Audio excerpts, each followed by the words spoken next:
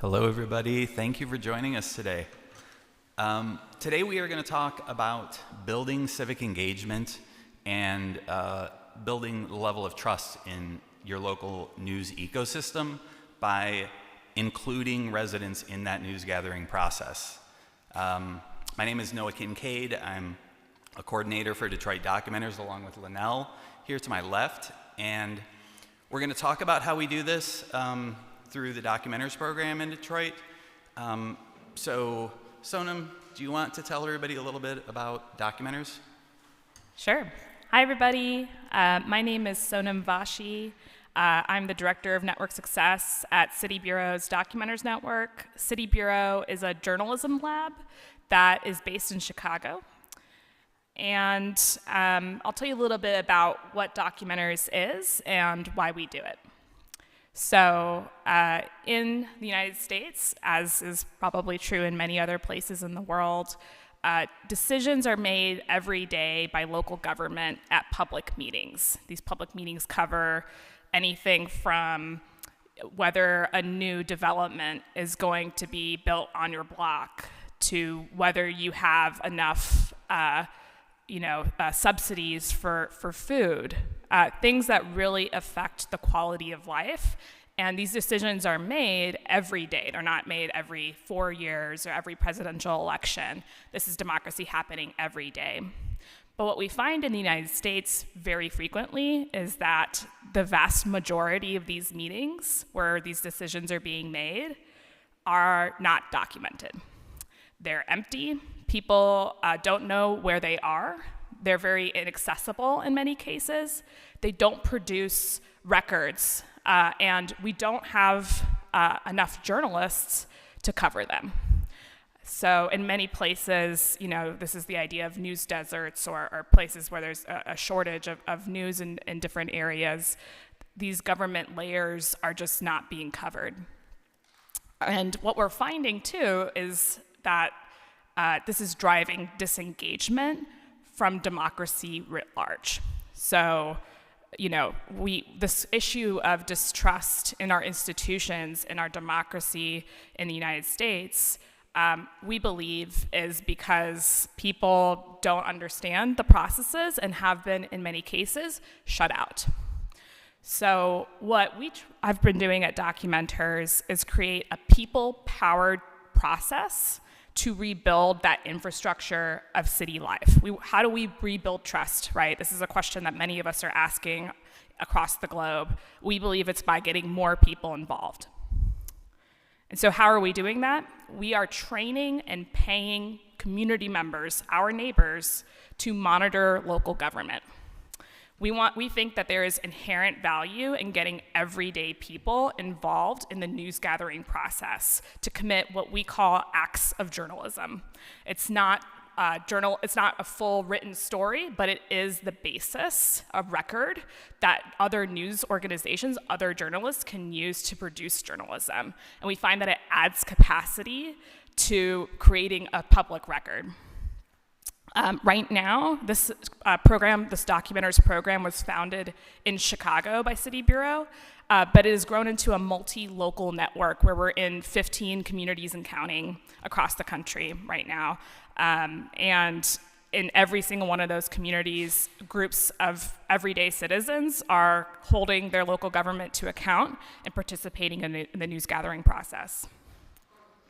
So far, we've since we started in about 2015, 2016, we've trained collectively across the country 2,000 people and made more than 5,000 assignments to cover local public meetings. And so, I mentioned that this information is accessible to anybody. So there's a website, documenters.org, where you can find all of the reporting and all of the news gathering that is being done across the country. It's a central searchable database of public agencies, of the decisions that are made. And you can see as well that there are workshops that people can attend to get trained to become eligible to take these assignments. So in order to become a documenter, you must first attend an orientation where you learn basic skills such as how to take notes, how your local government works, your rights at local government. Many people believe that they are not even allowed to come to these meetings. So we do all of that, and I think this is the really crucial part. We make it fun. Lynelle and Noah will tell you a little bit more about how they do this, but we really make it a fun community, something that is exciting to be a part of, that is really relational, where you get to know each other, and that's what we find keeps people coming back.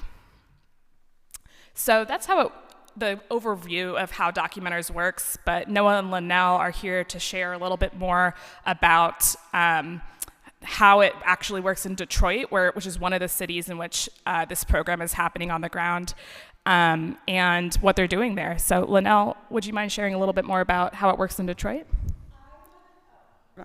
I would love to. It's my favorite thing to do. So I'm Lynelle Herndon. I'm a Documenters coordinator at Outlier Media alongside Noah in Detroit, Michigan, USA. And who are the Detroit Documenters? We're people. We're people. These are some Detroit Documenters. Here are two more. Noah and I both started as Documenters. And so Documenters are people, right? They're in Detroit, they're ages 16 to 76. We're people who live, work, play, love in the city of Detroit. Teachers, students, retirees, working professionals, activists, freelancers, researchers, parents. We're just people. They're paid and trained to cover public meetings. And so I'm gonna walk you through what that really looks like in Detroit, starting with orientation. We have all of these people with various levels of writing skills, various levels of experience and interaction with local government. So we start out with, what is a public meeting? You're gonna come into orientation. It could be online or it could be in person. It'll be about 2 to 3 hours, and you're learning, what is a public meeting? Like, what is that? What happens there? Why do we need to know it? Why is it important? You say, I'm gonna be taking notes. Well, how am I gonna be taking notes? What are you going to do with my notes? How did these notes help my neighbors? I think pretty much all Detroit Documenters are very interested in helping their neighbors, building community. They become experts in their field and in their network amongst their family and friends. So in order to start taking these meetings, you get trained in that. We teach you about the law. In Michigan, public meetings are governed by the Open Meetings Act, right? So that lets you know that you have the right to go to this meeting, you have the right to record this meeting, you have the right to tell everybody that you know what happened in this meeting. And so we let you know about rights, we talk about defamation, we get you prepared to at least start doing this work. Your first assignment, you get paid, but it's not published, right? That takes a little bit of pressure off of you. We're still gonna edit your work. I'll talk about that a little bit more. We're gonna give you feedback and get you really ready to have your next set of notes be published. Ongoing, as you become, let me say too, not everybody that comes to training wants to take an assignment. Assignments are paid. We pay you, in Detroit it's $18 an hour for the entire meeting time, plus a little bit extra because we want you to prepare for that meeting by like, who's on this board, who's on this committee, who's on this council, what are they gonna be talking about? Give the agenda a little look over. If you're really ambitious, you wanna get into it, you might read some reporting and get ready for what's about to happen. And then give your notes a little edit. Please don't give us your raw handwritten notes. We don't want that. So we pay you for that time. If you're taking assignments, or even if you're not, throughout the time that you're a Detroit Documenter, you can come to free trainings, right? We're gonna keep building skills with you. You're gonna learn about fact checking. You're gonna learn about how to send a FOIA request. You're gonna learn how to condense all that information in that 3-hour city council meeting into 6 pages. We really don't want 7, right? Because that defeats the purpose. Part of what these notes do is help the reporters who don't have time, who have been cut down to 2, 3 reporters per newsroom, right? I made that number up, I'm not sure, but help that reporter by highlighting what happened in this meeting. That person now doesn't have to sit through a 3-hour meeting for that one fact that they needed for what they're reporting. Or maybe they needed an idea for a news story. So that's how the notes help reporters. And so we continue to do skill building workshops. We also do community building workshops, civic workshops, along with our media partners. Let me shout them out real quick. We have, in addition to Outlier Media, Detroit Documenters works with 8 other newsrooms in the city, 2 radio stations, a TV station, some print news, and some other online news. And the way that we work together is that the reporters and editors from these collaborative newsroom partners will edit the documenter's notes. So the documenter will take notes, the notes will come back, we'll send them out to the editors, they'll provide feedback, they get to get those facts firsthand soon, as soon as the meeting is over. And then Noah and I will fact check them and edit them again, make sure they're documenter style. We value the voice of the person who's writing the notes. We have no problem saying these notes are from Detroit residents. That's the point of view here. You will hear their voice in these notes. Assignment types, I'll say when I started as a documenter, there was a lot of times when it was 2019, pre-COVID, meetings were not online, on Zoom. A lot of people didn't know about it, and this was oftentimes the only record of what was happening. Since then, we've grown tremendously. We have quite a record. We have audio transcript and recording. We have notes. We have live tweets. We have, if there's no Zoom meeting or there's no recording, we will send somebody and pay somebody to record that meeting. So we have all these documents. We're taking pictures. Documenters have begun taking short videos, and we're collecting this and storing this at Detroit.documenters.org, but documenters.org for the rest of the country too. Noah and I and we've started to incorporate documenters in this process too. Like I said, we keep learning more skills, and we'll talk about that later too, but we send out a weekly newsletter with a recap of the highlights of the meetings, what is important that's going on in your town. Also, one of my favorite parts, ways to get involved, such as our workshops and different things that our media partners and other organizations are doing in the city. I guess we'll talk about what we're learning in public meetings, and the same thing that we're reporting on. And that's the same thing that Detroiters need to know. What they need to know to live, to survive, to thrive in Detroit, right? So housing, development, utilities, transportation. We cover the school board, the police commissioners.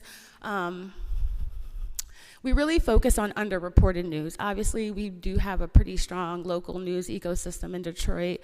We're not trying to compete. This is not breaking news. We're sharing information. And so what we're going to do is, we're getting to a point where we don't report on city council as much anymore because our media partners do a really strong job of that.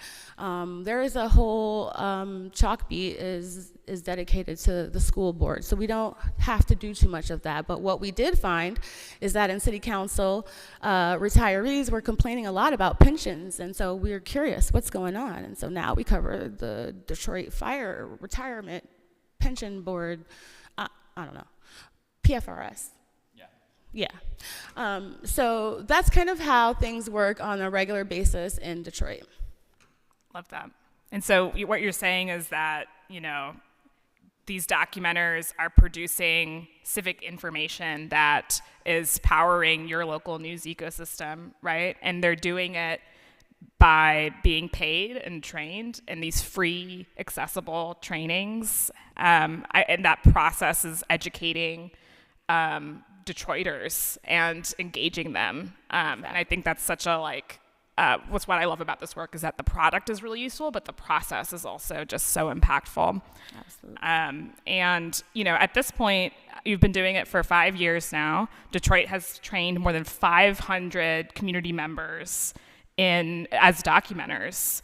And you've really built this amazing community, this fun community, this civic army, this peaceful civic army of people who are just so excited about local government. I mean, how many people can say that they're excited about local government, right?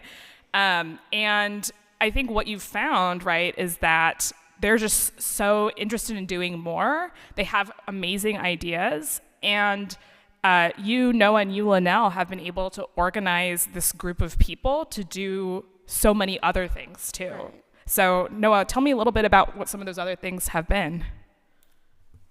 Yeah, I'd love to.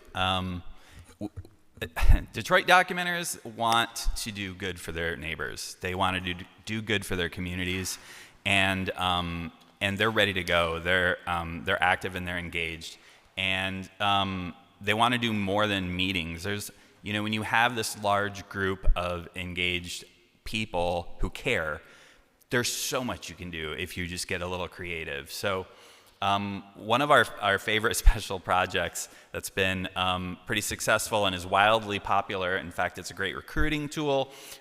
Every year when we do it, we have new people sign up to become documenters just so they can do this one assignment. And we call it Documenters on the Bus. And this came about for several reasons. We're in these meetings every day. And week after week, we are hearing people show up at these meetings to give public comment, and they're complaining about how lacking the public transit system is in Detroit. I'm going to kind of like lay the groundwork here a little bit. If you've never been to Detroit, it is, you may have heard it's called the Motor City. People call it the Motor City, in large part because we're known for building automobiles. But if you live in Detroit, you also know it's the Motor City because it is a city designed for people who drive cars, and solely. There has historically been very little investment in public transportation, so we have no subway system. This is a very large city. In a car, with no traffic on the freeway, it can take you half an hour to drive from one side to the other. But we don't have a subway system. There's no ground light rail. It is the only system that kind of has a network grid across the whole city is just street buses. And those buses have been underfunded. There are not enough drivers. There are not enough buses. The shelters are lacking. And these were the complaints that we were hearing. I'm a 70-year-old woman. I showed up on time. There wasn't a bus for an hour and a half. There's no shelter, and it's raining, and there's not even a bench to sit on, right? That's a real problem. So we kept hearing this. We're also hearing a lot of complaints from people in the disabled community that, the buses are designed to pull right up to the curb. There's a ramp that comes down. If you're in a wheelchair, you can ride right in.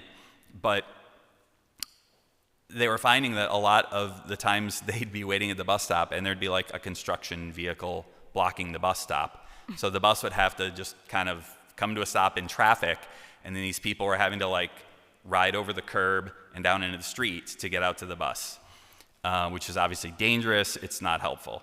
So what we did was we decided we were going to document all of this stuff for ourselves. The first year we did this, we sent 10 documenters out and said, pick a route near your house, do what's convenient, but we want you to go out for 4 hours minimum. And we gave them a whole list of things we wanted them to document. We actually made it, like you said, we like to make it fun. That year, we made it a point-based game almost. It was a competition. Who can document the most things? If you see, a trash can at the bus stop that's overflowing and hasn't been emptied, 5 points, right? If you see, for every shelter you can mark the location of that you can find, if you can find one at a bus stop, that's 5 points. Hey, while you're riding the bus, talk to the fellow riders, find some people who take that bus every day and give them a short little 5-minute interview, 15 points, right? So it was a little too complicated, but it was still fun. The second year we did this, we got a little more tactical with it. We got a little more calculating because we really wanted to get a bunch of information back and cover a greater area. So we doubled the number. We sent 20 documenters out. And in Detroit, there are 10 major bus thoroughfares that are the major hubs. that run 24 hours. And so we sent 2 documenters to ride each one of those they could get on wherever they wanted, but they had to ride all the way to the end, all the way to the other end, and back to where they started. So they did the full loop, hitting every single stop on that line. And we gave them slightly different assignments. So one of those documenters was paying attention to environmental factors. Was there a bus shelter? Was the bus clean? Was the driver friendly and helpful? The other documenter was looking at the logistical issues. Was the bus on time? Like, what was the scheduled time and what time did it show up? And then tracking what time it hit every stop on that run and comparing it to what it was supposed to be doing.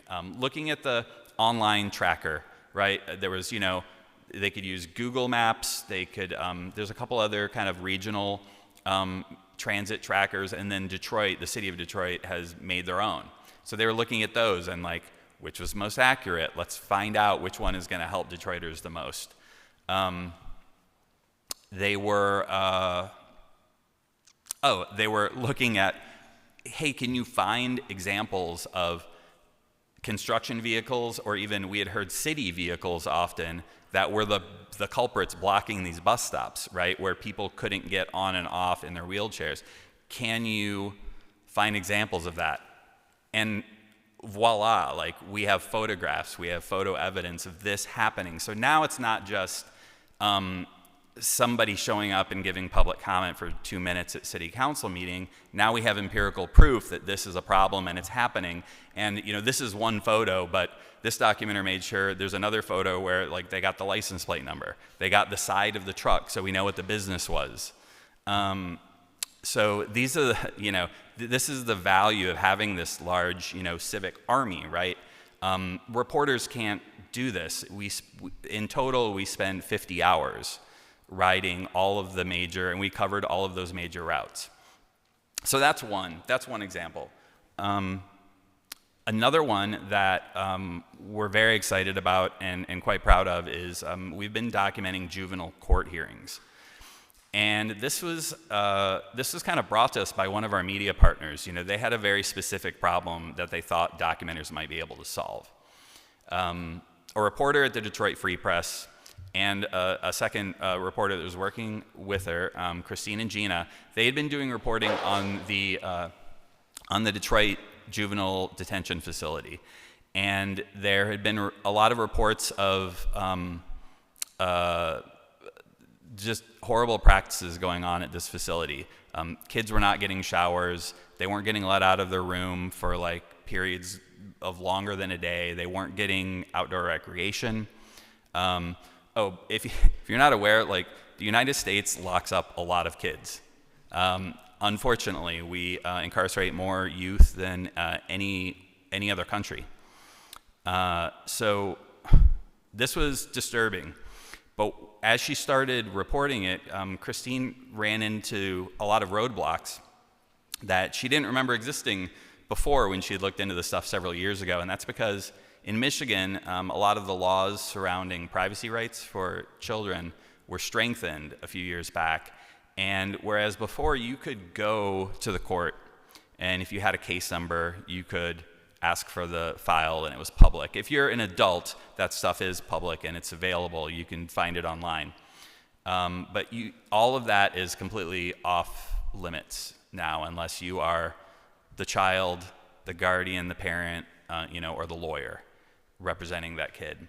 So she wanted to be researching these cases. She was being told about, getting anecdotal evidence maybe from other people who had just left that facility. She couldn't get anything. And then what she realized is there was one window available to get this information, and that was showing up to the actual hearings that these kids were going to, popping into the courtroom and just sitting there and observing and taking notes. Now, right now, since COVID and continuing, I think they found it was actually just more convenient to meet online. So these court hearings are being held on Zoom, and they don't really publish the Zoom links or any of that. So Christine had to still do some reporting just to get access to that. But she said, look, I can't sit through day after day after day of hearings, but if I get you the Zoom links and the dates and the times, do you think documenters would be interested in doing this? And I said, yes, please, because it's just another way that the residents can help solve a problem that's affecting them. It's affecting their kids, and they actually get some agency in helping solve this problem. So.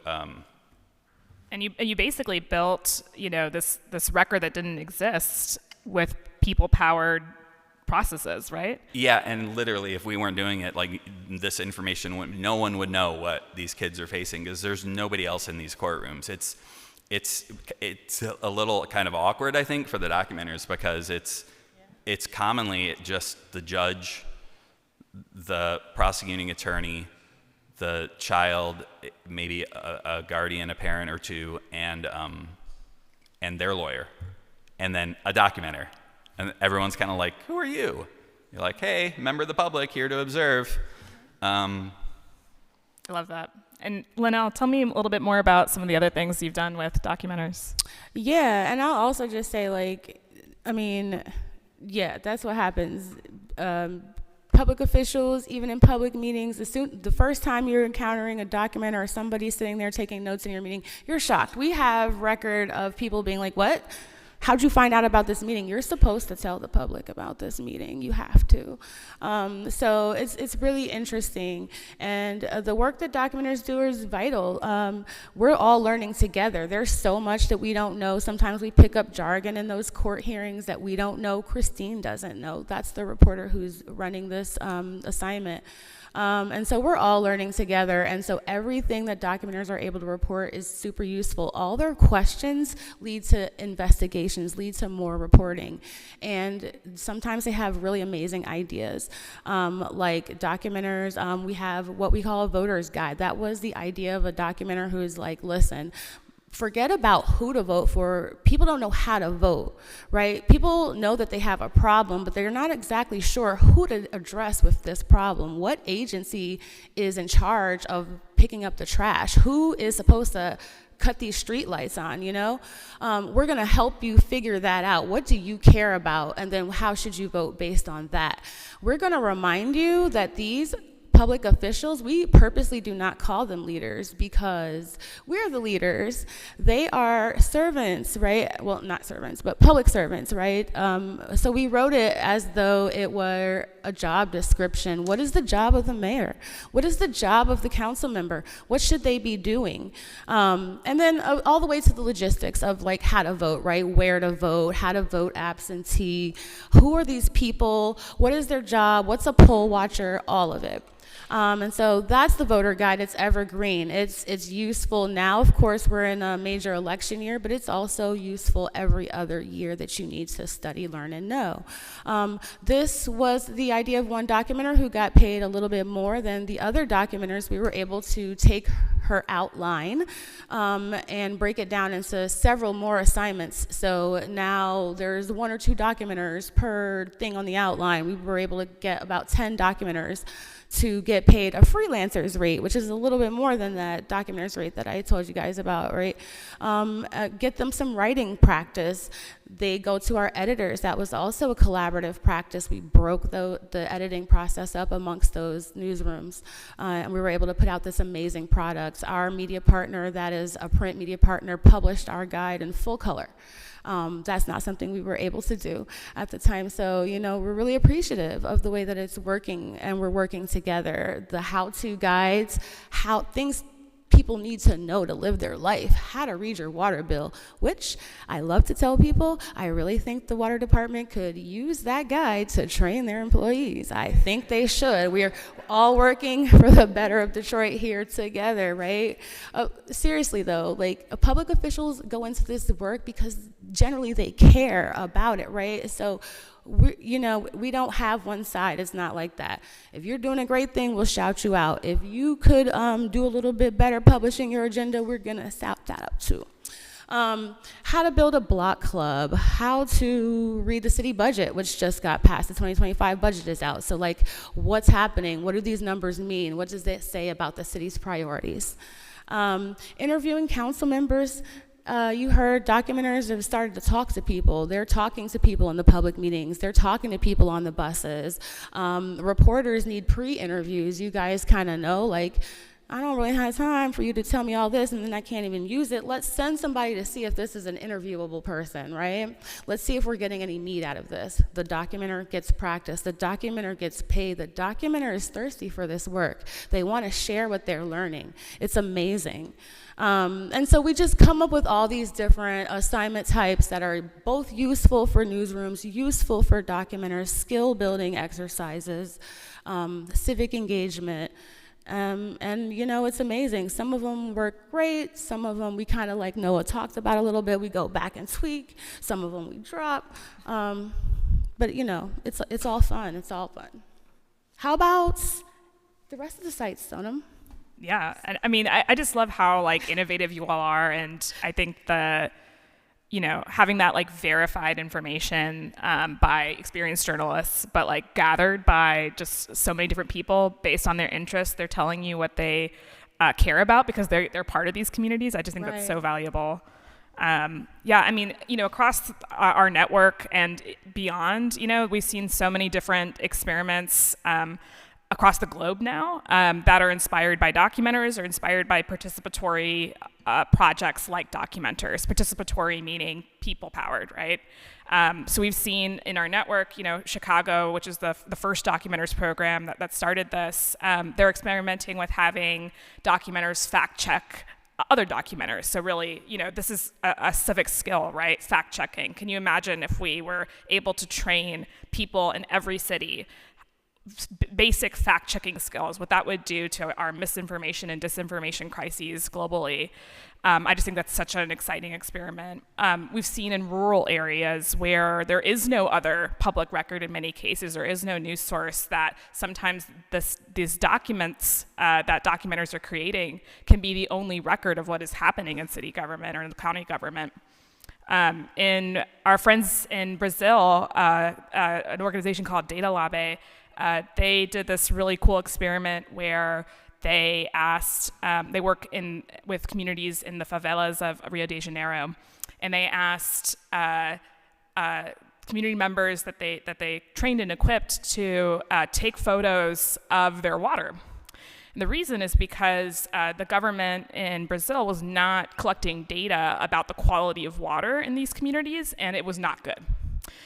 In many cases, there were feces inside the water, inside drinkable water, and so Data Lab equipped residents to take photos of their water close to their homes and to be able to document how clean is this, and can we just see visually, how clean this is. And so they were able to create this people-powered data set, basically, that the government was not creating to demonstrate that a problem actually existed. So we know that, if people, I think especially at conferences such as these, where we're always hearing about distrust, disinformation, all these really important crises that are happening. But I think what we've found across the Documenters Network is that people are also really hopeful. They care about each other. They care about their communities. They want to participate. And all they really are looking for is an opportunity to do so and to get paid doing it. So I think we just know that there's so much more that we can be organizing these communities to do in the interest of journalism, in the interest of accurate information. And I'm curious too, what everybody in this audience thinks as well about what they could organize folks to do. All right. So, in true documenter style, we are going to switch up the power dynamics here a little bit and invite you to participate with us. So let me tell you how this part is going to go. First of all, great. Whip out those phones, take a picture or scan the QR code.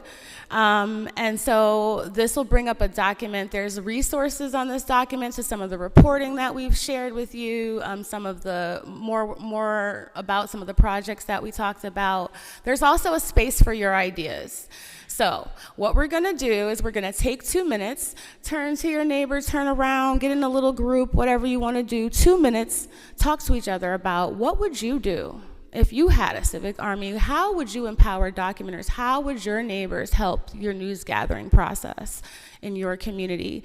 And then for those 2 minutes, for those of you who are joining us online, we have a fun video for you to watch about some Detroit documenters in action. And you can also scan the QR code, right? They can, can't they? Okay, you can scan the QR code. I always have to ask Noah about the tech. And add your ideas too. And we'll build our own little document and our record of today's event. So again, we'll have 2 minutes. When their video ends, we'll come back together. We'll get 1 or 2 of you guys to share out for like a minute about your idea, and then we'll flow right into Q&A. So 2 minutes, have a chat, play a video, get on the document, and we'll be right back. It's a group of highly engaged residents who are trained and paid to operate as the eyes and ears at local government meetings. We have more than 300 people living in and around Detroit who do this work with us. They are pretty familiar with civic processes and government offices and positions and responsibilities. And so that means that they tend to have an idea for what we need to do to extend our news coverage. This is a means of getting Detroiters more civically involved in their city. We then work with local newsrooms and reporters who take those notes, edit them, fact check them, and then we publish everything for free for anyone to use and read online at documenters.org. When documenters have questions, they're empowered to investigate further, and at times we're able to support developing that into a project. Documenters on the Bus is a special project of Detroit documenters to gain knowledge or data about residents' experience taking DDOT and SMART buses. I think it's so important for Detroit documenters to put this experience together because each of us have different life experiences, and each of us are coming from physically different points in the city of Detroit and with different destinations and different needs. I was drawn to the live tweeting because live tweeting seemed more immediate to me, and they have been interesting, to say the least. It's given me an interesting insight into how these things work. It really has allowed us as an ecosystem of journalists to think about the future and to think about how do we collaborate to best serve Detroiters. It helps me actually put to use the media skills that I learned in college. It's been hard to merge like the passions I have for community and media together, and Documenters is one outlet for that. The documenters are building community and helping create the Detroit that they want to see today and in the future. A more engaged, a more equitable, and a more participatory city.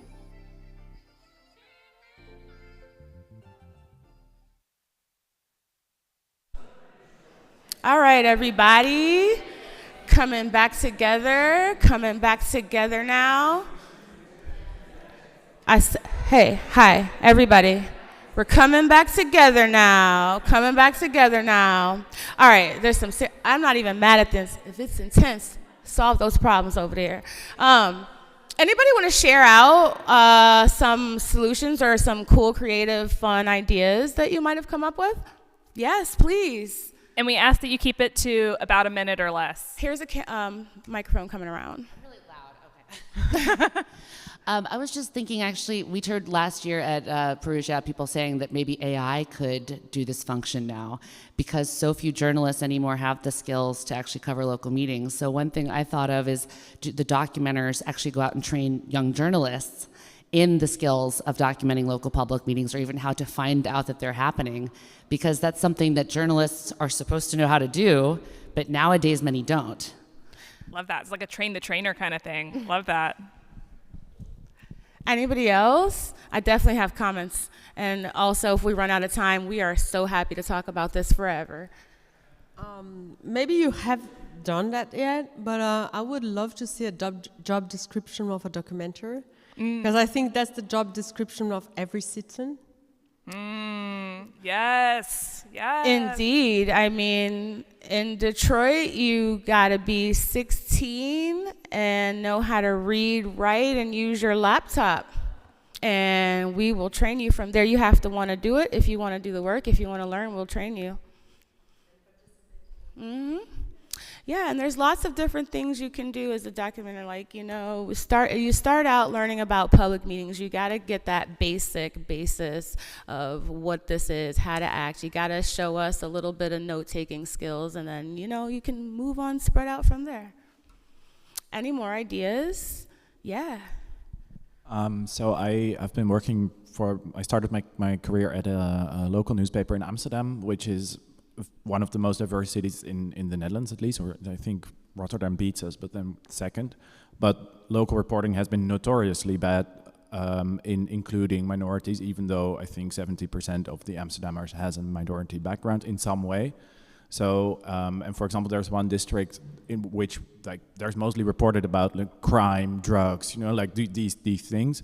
But they also have a lot of problems with the public transport and real other problems. And I immediately thought this would be a way of telling another story and asking out what do you experience in daily life with the metro not running again, and then the metro authority promises to do better, but then no one keeps track because these people are busy doing other things in their lives. Exactly. Right. Exactly. Love that. I think we're going to transition just to general Q&A about this topic. Although if you want to share your idea very briefly, you're more than welcome to continue doing that. So please, any questions that you have about this work? I'm also a local journalist from Rotterdam, the Netherlands. Very interesting project, very inspiring. Thank you for telling about it. Very basic question. How do you pay for this? I can share a little bit about, how we started and kind of the revenue model. But so I think every community does it a little differently, but all documenters are paid for their work. An hourly rate that is at least minimum wage, usually higher, but it is standard to that community. And right now we do rely on a lot of philanthropic funding. Right, this is a very new thing, so a lot of early investors, especially in the documenters' work, were MacArthur Foundation, Knight Foundation, some of these American Journalism Project. But what we've also found is that when these programs get started, documenters are the best fundraisers because they're the ones that are telling their community members, this is useful, you should join this. And so we've seen a lot of individual donations coming in as well from people in the communities. But this is a big problem, I imagine, across many countries, right? Is how do you fund this work? How do you fund local news? And it's a really big conversation in the United States as well about what is the role even of governments in making sure that there is a fund for this work as well. I'm curious for you all. It's similar in Detroit. A lot of it is coming from large institutions, but other revenue streams that help fund documenters. We have a membership program that is fairly new that we've started. When we do fundraisers, we let people know that an $18 donation pays for 1 hour of a documenter's time, and we get a lot of $18 donations that way. Or we tell them, hey, the average assignment pays whatever, $63, and we get $63 donations. So we know that the community is also interested in funding this work. I don't spend a lot of time on the fundraising side, and I'm thankful for that. That's probably about most of the information I have. Well, for you all too, I mean, this isn't direct funding, but other newsrooms have found documenters' work so valuable in Detroit that they have actually given their own editors and reporters capacity to Detroit documenters, right? And that's not money, but that is very important value and time, right? And so I think that because this work has been shown to be so valuable in these different communities, people are willing to do that.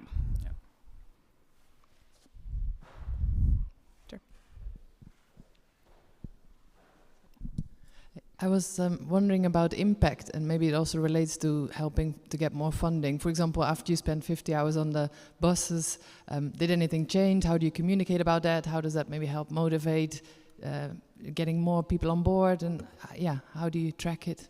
Yeah, I mean, it's cause and effect. I don't know, if it was us that did this, but 2 months, maybe 3 months after we wrapped up this last year's Documenters on the Bus, the mayor made an announcement that he was going to raise the pay for bus drivers. It wasn't as significant as I don't think anyone was hoping, but it was still millions of dollars that he was going to give just to bus drivers to raise their pay, to hopefully keep some driving and encourage more to apply, because that's one of the problems they have. You know, they have I think less drivers than they have buses, but yeah, so there was a significant investment made that you know, is improving those bus drivers' lives right now, and hopefully that's keeping more buses on the road. I would add to that I mean, we do see impact in small ways on, you know, pretty regular basis, whether it's that city council is now publishing a super accessible agenda where you can even click and then see more documents, which was not the case when we started. We've seen judges just go ahead and explain what's happening to everybody in the courtroom because, hey, there's a documenter in the room. So things like that happen pretty regularly, and we do try to keep track of it. People responding to the tweets, people just knowing more. But I would say that impact, the change that we're talking about here is so much deeper, and so it's going to take time. We're slowly changing the fabric of the society, right? We're building a civic army of people who know that they can go to these meetings and they have the right to. We're holding government officials accountable. They read our newsletter every week. They know we're watching, and we're gonna report on it, and that we're gonna write down what you say. You know what I mean? And so we'll see. We'll see what happens over time. But yeah, we have seen small instances of change. And then I would also just give space to the changes that come from documenters. Hello. I'm a mom, I'm a gardener, you know what I mean? And I'm doing this now. My daughter became a Detroit documenter. She's 16. Our conversations are about the city's master plan. It's individual and it's collective and it's really impactful, and it's happening in Detroit and it's happening in Chicago and it's happening in Minneapolis, it's happening in Brazil, it can happen in the Netherlands.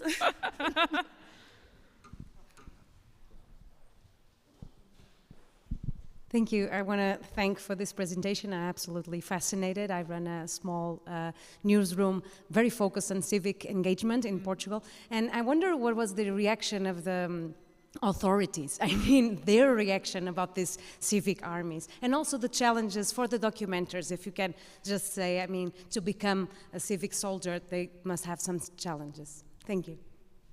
I can tell you a little bit about what we've heard is that city officials, and you know, I used to be a more traditional reporter, and you know, have a little bit more of, shall we say, a combative relationship with city officials sometimes. What we've found in most communities, it varies, but is that city officials really like the program. They find it makes sense because they also want to see, in most cases, more people at these meetings. They also have a vested interest in civic engagement. And because it's community members, sometimes it's a city official's neighbor. Sometimes it's someone they know, you know? Sometimes it's like their kid's friend's parent. They go to the same schools. And so I think we've seen a less combative relationship and a more collaborative relationship. Not because they're still holding power to account, but it's different because it's so local and so relational. And I think that is actually what helps mitigate polarization too, because it's different when you're on Twitter and fighting each other. It's much different when you're actually in the same room and you know that person. But what about for you all? One of our city council members sends out a weekly newsletter to all of her constituents. And at the bottom of every single newsletter is a frame of Detroit documenters with a link on how to become a documenter, and then a link on how to read our newsletter. So yeah, I think I would agree. I think they're happy. Generally, they're happy that we're there. Sometimes not so much. Sometimes not so much, but you know, and those are the ones who are gonna be like, great, we're gonna be back. We're gonna come back to your meeting. Yeah, definitely there's a range of reactions, but in general, like I said before, you know, there's a false narrative out there that this is us or them. We all love Detroit. These people have this job. They're not putting out agendas because they don't want to. They didn't think of it. They don't have the tech. It's not their job. The person's job quit. They're sick. They got COVID. You know what I mean? There's so many things. We're providing a service, and it's a useful service. And so they use the service. It's great. As for documenters, I think also we certainly now attract a lot of activists, a lot of people who get cut off at public comment and are like, oh, hey, that might be a way. And they go through trainings and they sit through public meetings. One thing is we invite everybody to be who they are. If you put out a blog, whatever you do in your time, that's cool. When you're on assignment, you have to just listen and report, right? You don't get to participate. So I tell you, like, if you're going to get active in here, go learn something, go to another agency and learn something different. If you just, you know, like a lot of transportation and housing justice activists, you know, like there's mistrust for the government. I'm one of them too. I've learned a lot from just being able to listen and interact with public officials and get my questions answered and just get that information. It really changes the perspective. And now we see that we're working together. And challenges for documenters, it's challenging to go into these spaces. Even myself, having a political science degree, was nervous to walk into the Wayne County Commission chambers, and they're all up there, and we look at them as though they're our leaders, and oh, you know, here's little old me with my little old documents, you know. And so I think the environment can be challenging sometimes. Some documenters struggle with the work, but like I said, if they want to do better, we take the time. I have office hours. We'll spend time on the phone with you. You can come in. We're going to get your notes together. If everybody's having the same problem, I'll run a workshop. So I think we're just all learning together. Love that. All right, that's our time. Just want to give Noah and Lynelle a round of applause, please. Thank you all so much.